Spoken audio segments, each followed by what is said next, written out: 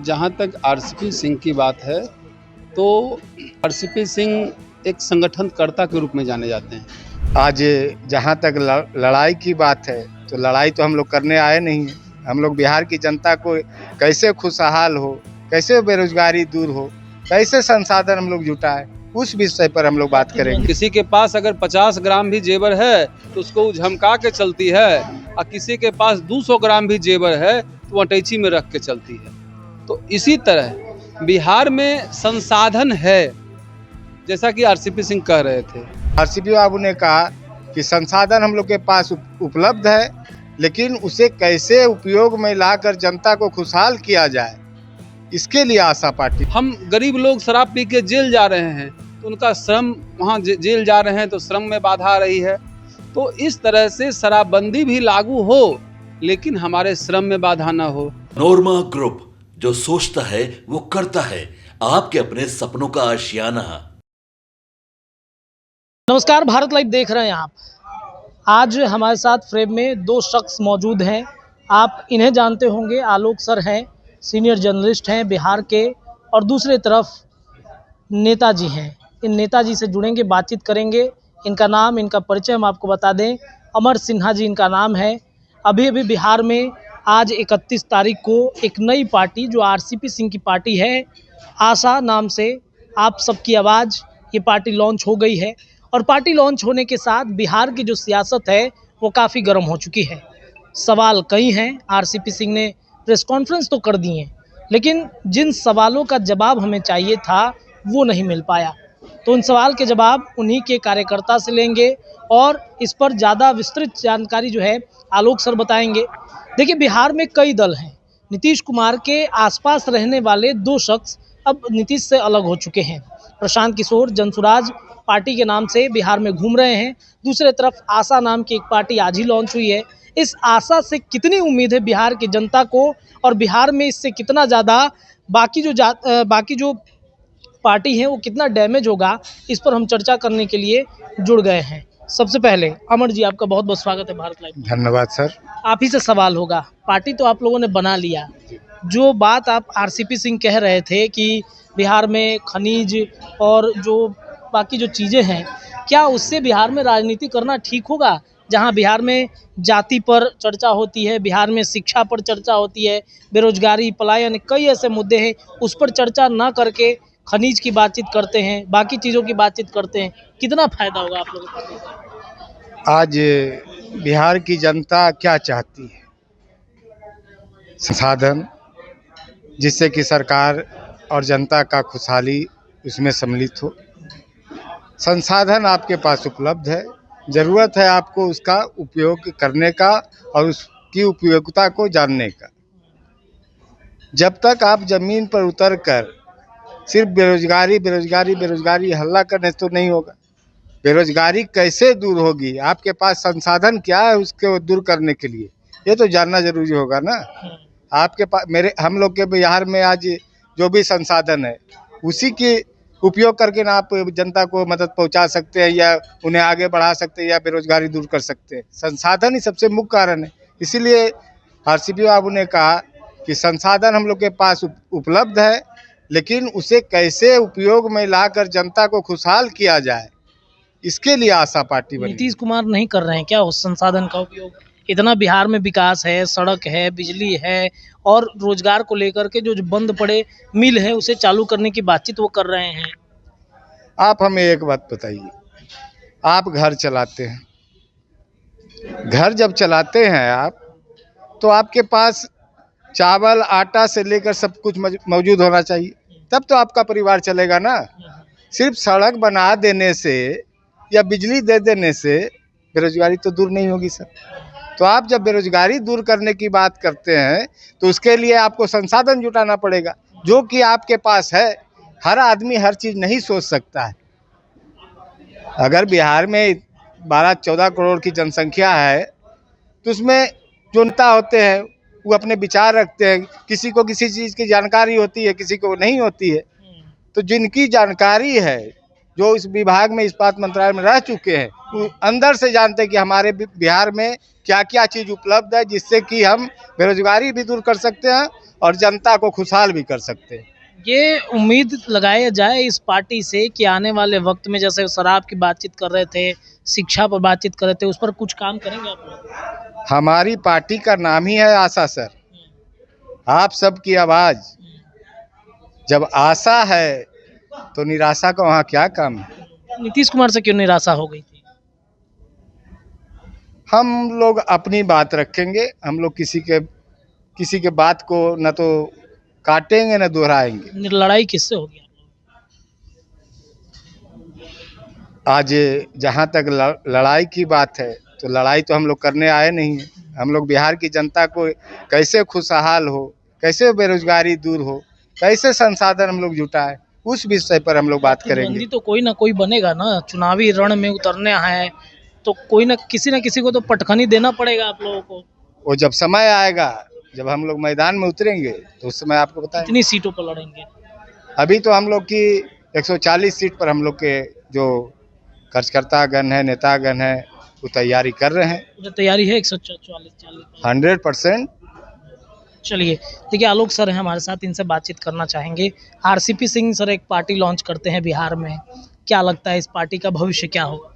देखिए, जहाँ तक आरसीपी सिंह की बात है तो आरसीपी सिंह एक संगठनकर्ता के रूप में जाने जाते हैं।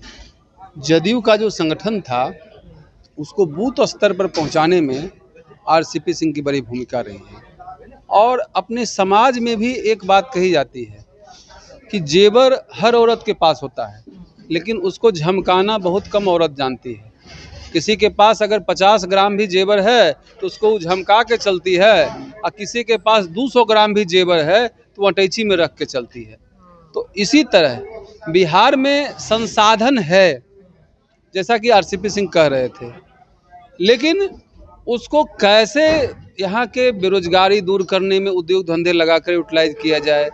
हमारे स्कूल में शिक्षक हैं, बच्चे हैं, उनको कैसे गुणवत्तापूर्ण शिक्षा दी जाए। हम यहाँ शराबबंदी लागू किए हैं, लेकिन कैसे शराबबंदी का जन प्रचार करके कैसे उससे हम उसका रेवेन्यू अर्न किया जाए। जैसे हम शराबबंदी का जन प्रचार हो नहीं रहा है, हमारे गांव देहात के लोग जहरीली शराब पी के मर रहे हैं। तो इस तरह से गांव का हमारा संसाधन खत्म हो रहा है। अगर आदमी मर रहे हैं तो हमारा संसाधन खत्म हो रहा है, प्लस हम गरीब लोग शराब पी के जेल जा रहे हैं तो उनका श्रम, वहाँ जेल जा रहे हैं तो श्रम में बाधा आ रही है।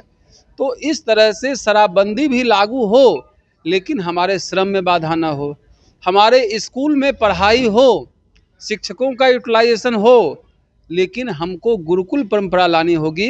नहीं, ये डंडा चलाओ नीति से स्कूल का भलाई नहीं होगा, बच्चों का भलाई नहीं होगा। क्या नीतीश कुमार तो कर ही रहे हैं ना, बीपीएससी के माध्यम से शिक्षकों की बहाली की, गुणवत्तापूर्ण शिक्षा को लेकर के उनको ट्रेनिंग दिया गया, और बीपीएससी जैसे बड़े संस्थानों से उनकी वैकेंसी निकाली गई है। तो कहीं ना गुणवत्तापूर्ण शिक्षा कहने से नहीं होगा, उसके लिए हमको स्कूल को सुदृढ़ करना होगा, और स्कूल सुदृढ़ तब होगा जब हम वहाँ माहौल देंगे।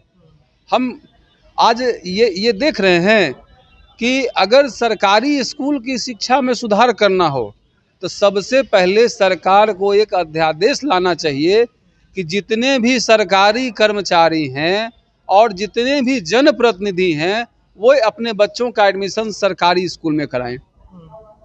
आप देख रहे हैं जी कि सरकारी स्कूल में कौन पढ़ रहा है, जिसको रिक्शा वाले का बेटा, ठेला वाले का बेटा, और जो स्कूल के टीचर हैं उनके बच्चे कॉन्वेंट में पढ़ रहे हैं। तो जब तक समानता नहीं आएगा, जब तक 0 से लेकर 15 वर्ष तक बच्चे की शिक्षा मुफ्त नहीं की जाएगी, चाहे किसी समाज का हो, तब तक आप स्कूल की शिक्षा में सुधार नहीं कर सकते। नीतीश कुमार कौन कॉन्वेंट विद्यालय में गए थे? आरसीपी सिंह आईएएस है ना जी, ये कौन कॉन्वेंट विद्यालय में गए थे? तो जब तक गुरु शिष्य परंपरा लागू नहीं होगी, बच्चों में अनुशासन की भावना नहीं आएगी। अब एक बच्चा एसी में पढ़ाई कर रहा है किसी कॉन्वेंट विद्यालय में, और एक सरकारी स्कूल में पढ़ रहा है, दोनों की एक समान शिक्षा कैसे लागू हो सकता है? जब तक सरकारी स्कूल को भी शिक्षा मंदिर नहीं बनाया जाएगा तब तक आप, इसलिए पार्टियां तो ढेर आती है, लेकिन पार्टियों को जन सरोकार करना होगा। जैसे मैंने सुना कि रामचंद्र प्रसाद सिंह ने कहा कि हमारे 140 कैंडिडेट तैयार हैं। ठीक है, 140 कैंडिडेट तैयार हैं, लेकिन उन 140 में ये देखना होगा कि कितना हमारा ज़मीन पे मजबूत है। नहीं तो जनसुराज की बात आप जहाँ तक कर रहे थे, तो आपने तो देखा कि जनसुराज 4 उपचुनाव हो रहा है, उसमें 4 सीट पे कैंडिडेट दिए हैं, लेकिन एक तरफ कह रहे हैं कि हम राम गांधी के जनसुराज की बात कर रहे हैं, लेकिन उनका चारों कैंडिडेट न चारों पे क्रिमिनल बैकग्राउंड है, उन पे मुकदमे हैं। जहाँ तक शिक्षा की बात है तो चारों कैंडिडेट उनके कोई भी ग्रेजुएट नहीं है, सब नॉन इंटर से ऊपर कोई नहीं बढ़ पाए। तो कहीं किसी भी मकान में या किसी भी विद्यार्थी में इंटर बस लिंटर के तरह होता है। तो लिंटर जब मकान बनता है तो लिंटर पे किसी भूमि संरचना कितना बड़ा बिल्डिंग बन सकता है। इसलिए पिलर जब मजबूत होगा, जब हमारे पढ़े लिखे लोग राजनीतिक दल से जुड़ेंगे, तभी बिहार का जन कल्याण होगा। और जहाँ तक आरसीपी सिंह की परिकल्पना है, तो एक चीज़ और कहा जाता है कि समाज में जो A ग्रेड का दिमाग होता है वो IAS IPS बनता है, जो B ग्रेड होता है डॉक्टर इंजीनियर तक आता है, जो C ग्रेड आता है वो सरकारी कर्मी होता है, और जो D ग्रेड होता है वो राजनीतिक दल में आता है। तो आरसीपी सिंह इस परंपरा से ऊपर उठ रहे हैं और वो A ग्रेड लोगों को राजनीति से ला रहे हैं। और हमको लग रहा है कि जैसा इनका पार्टी का नाम आशा है, बिहार को के लोगों को इनमें आशा है और लोग आशा भरी निगाह से देख रहे हैं कि राजनीति में अच्छे लोग आए और बिहार का कल्याण हो। एक सवाल आपसे है, आप बार बार हम कहते हैं कि सुन रहे थे आरसीपी सिंह नीतीश कुमार के बारे में चर्चा कर रहे थे, उनके बारे में बड़ाई भी कर रहे थे, कहीं ऐसा तो नहीं कि पार्टी बनाकर फिर पार्टी विलय कर दिया जाए जनता दल यूनाइटेड में? आप एक चीज़ नोट किए होंगे सर, जब बोले थे तो जब जो कोई काम करता तो उसको काम को सिर्फ क्रिटिसाइज करना ही राजनीति नहीं। जब कुछ अच्छे काम आप करते हैं तो बड़ाई भी होती है, और जब आप काम वो नहीं कर पाते संसाधन रहते हुए भी, तो लोग आगे आते हैं, अपनी बात को रखते हैं और वो बताते हैं कि भाई ये काम होना चाहिए। राजनीतिक व्यक्ति का क्या काम है कि भाई हम जनता के लिए क्या कर सकते हैं। हम लोग का एक स्लोगन है, जब आशा सरकार में होगी तब खुशहाली बिहार में होगी। जब आशा सरकार में होगी तब खुशहाली बिहार में होगी। तो बिहार की जनता इस नाम से खुश होगी, हम लोग को जहाँ तक विश्वास है। कोयरी की एक नई पार्टी बन गई। सर जात पात की बात तो हम नहीं करते हैं। किस जाति कौन कौन जाति के नेता आपके पार्टी के अंदर हैं? हम लोग की पार्टी में जो भी हैं वो सर्व समाज के लोग हैं, जाति के लोग नहीं, समाज के लोग हैं। राजनीति व्यक्ति जाति नहीं देखते, वो समाज को देखते हैं, और समाज का मतलब सर्व समाज। अगड़ा पिछड़ा की लड़ाई होगी? कोई लड़ाई नहीं होगी, सब एक साथ रहेंगे। आपके घर के बगल में अगड़ा भी होंगे, हमारे घर के बगल में पिछड़ा भी होंगे। क्या हम लोग लड़ते हैं? सब पड़ोसी के नाते एक साथ रहते हैं। क्या आरसीपी जी को बनाना है? अभी हम लोग का लक्ष्य सिर्फ एक ही है कि आप सबकी आवाज़ बिहार की जनता के दिलों में घर करे, हम लोग मजबूत हों। आगे की बातें हमारे नेता रामचंद्र बाबू बताएंगे। चलिए देखिए, तो आरसीपी सिंह की नई पार्टी आशा, और आशा से नेताजी कह रहे हैं कि उम्मीद भी है बिहार की जनता को, और आप सबकी आवाज़ बिहार में अब बन चुकी है। देखते हैं ये आवाज़ कितने दिनों तक बुलंद रहेगी। फिलहाल चर्चा के लिए इतना ही। जुड़े रहिए भारत लाइव पर, लगातार आपको खबरें मिलेंगी। बहुत बहुत धन्यवाद।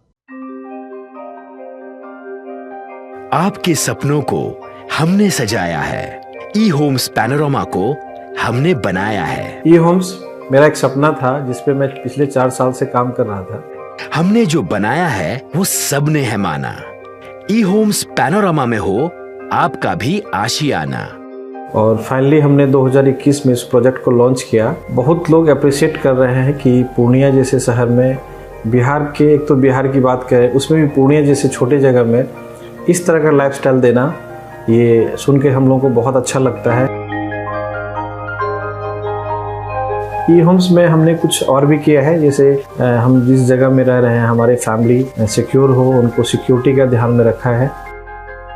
आपकी सुविधा और सुरक्षा आपके लिए खास है, ये आपका विश्वास है। इसमें आर्टिफिशियल इंटेलिजेंस का 7 लेयर सिक्योरिटी का हमने इस्तेमाल किया है। लस ग्रीन कैंपस को बनाया है, यदि हमारा बाउंड्री वाल है तो वो वर्टिकल गार्डन है। ये जितनी भी फैसिलिटी होता है एक इंटरनेशनल टाउनशिप में ई होम्स है, ये हम लोग विश्वास नहीं कर पा रहे हैं। जो भी हमारे मित्र दोस्त या जो भी हमारे बाहर के बाहर आते हैं तो हम लोगों को बहुत अच्छा सुनने को मिलता है और बहुत अच्छा क्रेडिट मिल रहा है। वो सारा हमने सिर्फ एक बिल्डिंग नहीं बनाया, हमें एक बहुत अच्छा लाइफस्टाइल दिया ई होम्स में, और मेरा एक सपना था जिसको मैं आज फुलफिल होते हुए देख पा रहा हूँ। ये आपका आवास है। ई होम्स पैनोरामा में अब आपका निवास है। E homes Panorama, luxurious lifestyle redefined. Panorama group, जो सोचता है वो करता है।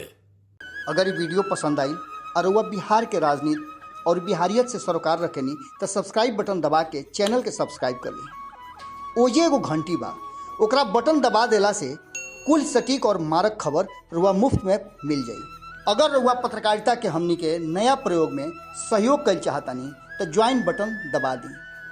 पेटीएम नंबर नोट कर ली 9386 816 700। धन्यवाद।